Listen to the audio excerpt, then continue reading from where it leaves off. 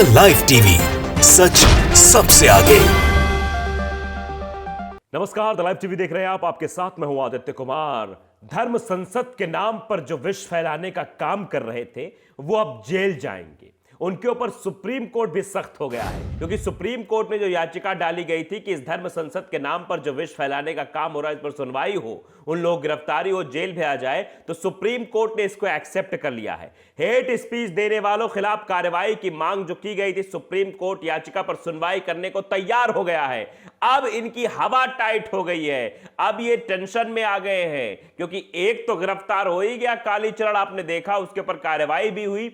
ये बचा था सबसे बड़ा, जो अपने आप को महामंडलेश्वर कहता था, यति नरसिंहानंद सरस्वती। अब इसकी धड़कनें तेज हो गई होंगी, क्योंकि सुप्रीम कोर्ट एक के बाद एक धड़ाधड़ फैसले सुना रहा है। अभी पंजाब मामले पे आज सुनवाई की, उसके बाद हेट स्पीच वाली याचिका जो थी उस पर भी सुनवाई करने की बात सुप्रीम कोर्ट ने कह दी है। यानी सुप्रीम कोर्ट का इतना कहना मात्र इन बाबाओं, फर्जी बाबाओं, फर्जी संघियों और ये जो मंच पर चढ़कर जो हेट स्पीच देते हैं, अब इनकी हवा टाइट है। चाहे वो पिंकी चौधरी हो, चाहे वो यति नरसिंहानंद हो, और चाहे अन्य बजरंग दल के संयोजक हो, ये सब फंसेंगे, अब सब नपेंगे, क्योंकि सुप्रीम कोर्ट ने अब इस पर नजर गड़ा ली है। दरअसल कपिल सिब्बल ने एक याचिका दायर की थी, जिस याचिका में कहा गया था इन हेट स्पीच वालों पर कार्रवाई की जाए।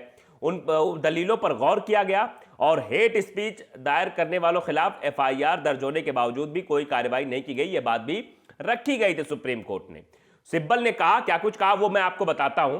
सिब्बल ने कहा कि हरिद्वार में 17 से 19 दिसंबर के बीच धर्म संसद में जो हुआ, उस संबंध में मैंने जनहित याचिका दाखिल की है।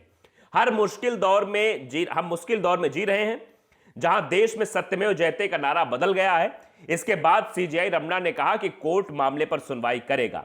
कोर्ट यानी एनवी रमना की कोर्ट ने सीधे कह दिया कि हम इस मामले पर सुनवाई करेंगे। तो आप समझिए कि ये फर्जी जो चिंटू हैं, ये फर्जी जो हिंदू हैं, जो अपने आप को हिंदू कहते हैं, शास्त्रों ज्ञान नहीं, जब फंस जाते तो बिलबिलाने लगते हैं, कहते हैं मैं तो फैशन के लिए भगवे कपड़े पहनता हूं। इन सब की हवा टाइट है। ये भी जो लोग फंसे हैं, इनकी गिरफ्तारी को लेकर आंदोलन भी हो चुके हैं। अब इनमें कौन कौन लोग, जरा आप वो समझ लीजिए। 5 लोग हैं जिनके ऊपर एफआईआर दर्ज हुई है यति नरसिंहानंद को लेकर। उसमें कौन कौन है? उसमें है वसीम रिजवी, जिन्होंने पिछले महीने हिंदू धर्म अपनाने के बाद जितेंद्र नारायण त्यागी नाम रख लिया, और साध्वी अन्नपूर्णा दास धर्मदास। उसके बाद संत सिंधु सागर, ये अजीब अजीब नाम है इन लोगों के, और धर्म संसद के आयोजक और गाजियाबाद के डासना मंदिर के मुख्य पुजारी यति नरसिंहानंद शामिल हैं। अधिकारियों ने बताया कि इन पर एफआईआर जो हुई वो हुई 153A। 153A का मतलब है धर्म, नस्ल, जन्म स्थान, आवास, भाषा के आधार पर विभिन्न समुदायों के बीच वैमनस्य फैलाना। उसके अलावा आईपीसी की धारा 295, इसका मतलब होता है कि पूजा स्थल या किसी पवित्र वस्तु को नुकसान पहुंचाना, जो जोड़ी गई है। हरिद्वार के वेद निकेतन धाम में 16 से 19 दिसंबर के दौरान धर्म संसद में फर्जी वक्ताओं ने, फर्जी बोल रहे हैं क्योंकि इनको ज्ञान नहीं है, क्योंकि अगर धर्म संसद हो रही तो वहां पर धर्म में ज्ञान की बातें होती हैं, शास्त्रों की बातें होती हैं। अगर आप हिंदू सनातन धर्म को मानते हैं तो उसमें बहुत सारी चीजें होती हैं, लेकिन वो सब ना होकर कभी महात्मा गांधी का अपमान किया जा रहा था, कभी मुस्लिमों के बारे में इधर टिप्पणी की जा रही थी, इस तरह की चीजें हो रही थी। यानी वो धर्म संसद नहीं थी, वो क्या थी आप समझ सकते हैं। वो नफरत फैलाने की एक फैक्ट्री चला रहे थे। उसी फैक्ट्री में लोगों के अंदर जहर भरने की पूरी कोशिश की जा रही थी, और कथित रूप से मुसलमानों के खिलाफ जो है भड़काऊ भाषण दिए थे। अब आप समझिए कि ये सब कांड इन्होंने किया और ये समझ रहे हैं कि ये बच जाएंगे, तो ऐसा होने वाला नहीं है। अब इनकी उल्टी गिनती शुरू हो गई है, क्योंकि सुप्रीम कोर्ट ने कह दिया है कि हम इस पूरे मामले पर सुनवाई करेंगे, क्योंकि एफआईआर हो चुकी है। अभी तक सिर्फ आपने देखा कि कालीचरण पर ही कार्रवाई हुई थी, वो भी छत्तीसगढ़ की पुलिस ने कार्रवाई की, छत्तीसगढ़ सरकार और छत्तीसगढ़ के मुख्यमंत्री की तत्परता की वजह से, भूपेश बघेल की वजह से। अगर कहीं वहां पर कोई और होता, कोई भाजपा सरकार होती, तो शायद आप ऐसी कार्रवाई ना देखते। हरिद्वार में अभी तक कोई कार्रवाई नहीं हुई, देहरादून में जो यति नरसिंहानंद है इसके ऊपर कोई कार्रवाई नहीं हुई। बाकी वसीम रिजवी है जो, इन पर भी कार्रवाई नहीं हुई। अन्य लोग जिनके 5 नाम मैंने बताए, इन पर भी अभी तक कोई कार्रवाई पुलिस द्वारा नहीं की गई है, क्योंकि इनके पीछे जो लोग हैं आप सब जानते हैं कि ये नफरत फैलाने का सर्टिफिकेट लेके इन्हें छोड़ दिया जाता है। लोग नफरत फैलाने के लिए धर्म संसद करते हैं, ये सब फर्जीवाड़ा काम करते हैं। धर्म संसद क्यों हुई थी आप समझ सकते हैं। 5 राज्यों का विधानसभा चुनाव था। इन 5 राज्यों में भारतीय जनता पार्टी के पास काम गिनाने के लिए कुछ नहीं है।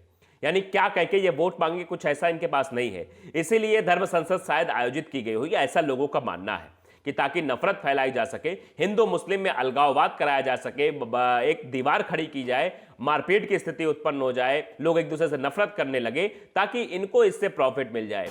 महात्मा गांधी का अपमान तक किया इन लोगों ने। क्यों? धर्म संसद में महात्मा गांधी कहां से आ गए, इस बात के बारे में कोई वो नहीं। और ऐसे ऐसे शब्दों का इस्तेमाल उस कालिए नाग ने किया था, उस गंदी नाली के कीड़े ने किया था कि आप समझ नहीं सकते हैं। वो सभ्य समाज में उसको कहीं मान्यता नहीं दी जाएगी कि ऐसे शब्दों को इस्तेमाल करे। लेकिन हाँ, क्योंकि उनके लोग पीछे भैया थे तो सब कुछ हो रहा था, सारा क्रियाकलाप किया जा रहा था। तो आप समझिए कि अब जो है सुप्रीम कोर्ट ने सीधे तौर पे कह दिया है कि हम इस पूरे मामले की सुनवाई करेंगे। अब इसकी वजह से उन सब की टेंशन बढ़ी हुई, उन सारे जो है फर्जी बाबाओं की टेंशन बढ़ी हुई कि अब क्या होगा भैया, अब तो हम नपेंगे। भी सुप्रीम कोर्ट किसी को नहीं छोड़ रहा है। ये सुप्रीम कोर्ट ही था जिस मामले में जिसने एंट्री कर दी, जब से NV Ramana chief justice of India बने हैं तब से जिस मामले में एंट्री की है उसमें सरकार को भी लताड़ लगाई है कायदे से।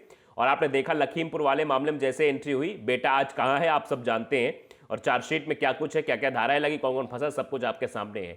इसी में सुस्तता दिखाई जा रही थी, गिरफ्तारी तक नहीं हो रही थी, लेकिन सुप्रीम कोर्ट के एक्शन के बाद सब कुछ हुआ। तो आप समझिए, ये यति नरसिंहा, आनंद सरस्वती जहां भी बैठे हो इस बात को समझिए, एनवी रमना की कोर्ट में सुनवाई शुरू होगी तो आपकी उल्टी गिनती भी शुरू हो जाएगी उसी दिन से। ये बच नहीं पाएंगे आप, जो फर्जी जो है चैनलों पे आके, कभी यूट्यूब पे, कभी यहां आके जो फर्जी जो चीजें बोलते रहते हैं यति नरसिंहा, आनंद सरस्वती, अब इनकी ऐसी की तैसी होने वाली है। अब जब कोर्ट सुनवाई करेगा, इनको कायदे से लताड़ेगा, उसके बाद जब ये जेल जाएंगे तब इनको समझ में आएगा कि हमको किसी धर्म के खिलाफ उल्टी सीधी बातें नहीं करनी चाहिए। हम अगर अपने धर्म को बढ़ाना चाहते हैं तो बढ़ाएं। और उन्होंने सीधे सीधे कपिल सिब्बल सीधे बात कही थी जब सुप्रीम कोर्ट में उस बात को रखा, तो कहा कि सत्यमेव जयते की जगह अब शस्त्रमेव जयते की बातें हो रही हैं। एफआईआर दर्ज हुई लेकिन कोई गिरफ्तारी नहीं। चीफ जस्टिस ने मामले की सुनवाई पर आश्वासन दिया है। तो आप समझिए कि सत्यमेव जयते की जो बात थी, शस्त्रमेव जयते की बात, ये सब करते हैं और यही चीजें दिखाई जा रही हैं। लोग काफी परेशान थे। के नाम के एक शख्स है, उन्होंने लिखा था कि क्या भारत को हिंदू राष्ट्र बनाने की कोशिश हो रही है? हरिद्वार की धर्म संसद की तरह कई जगहों पर भड़काऊ भाषण दिए जा रहे हैं। ये हरिद्वार में जो धर्म संसद हुई, इसको पूरे देश में फेसबुक पर ये करके वो करके लाइव फाइव करके पहुंचाया जा रहा था, नफरत पहुंचाई जा रही थी कि जनता के बीच नफरत पहुंचे। यह भारत की धर्मनिरपेक्षता के लिए गंभीर खतरा है। हिंदू समाज में बढ़ रही इस कट्टरपंथी उग्र बहुसंख्यकवादी प्रवृत्ति के खतरे को खत्म करने के तरीके सोचने होंगे। और यह तरीका बहुत अच्छा कपिल सिब्बल ने चुना है। कपिल सिब्बल ने सीधे सीधे सुप्रीम कोर्ट में याचिका दाखिल की कि सुप्रीम कोर्ट इस मामले में सुनवाई करे, और सुप्रीम कोर्ट ने कहा है कि हम इस मामले में सुनवाई करेंगे। और साहिल अंजान वो लिखते हैं कि सिर्फ सुनवाई नहीं बल्कि इन नफरती कीड़ों पर सख्त से सख्त कार्रवाई हो। बहुत अच्छी बात लिखी है। बिल्कुल ऐसे नफरती लोग अगर समाज में रहेंगे तो समाज को दूषित करेंगे, समाज में गंदगी फैलाएंगे, इसके अलावा कुछ नहीं करेंगे। तो जल्द से जल्द अब इसमें सुनवाई होगी, और सुप्रीम कोर्ट जब सुनवाई करेगा, सुप्रीम कोर्ट का चाबुक जब चलेगा, तो हाय हाय के अलावा इन बाबाओं, इन फर्जी जो है भगवाधारियों के मुंह से और कुछ नहीं निकलेगा, सिर्फ हाय हाय करेंगे। और इनको समझ में आ जाएगा कि अगर आप महात्मा गांधी यानी देश के राष्ट्रपिता का अपमान करेंगे, आप एक समुदाय मात्र के लोगों को टारगेट करने की कोशिश करेंगे, तो इसका अंजाम यही होगा।